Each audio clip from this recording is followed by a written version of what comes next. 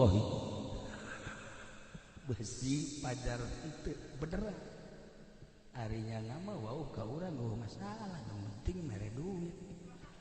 tuh siapa kantung tuna jorekan bupati bapak pemerintah wau jeung urang presiden sekalipun gak masalah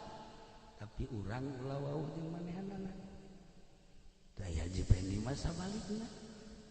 bupati teu waueun nya nu ngangsong-ngangsong mentak tadi ge siga jelema padahal juri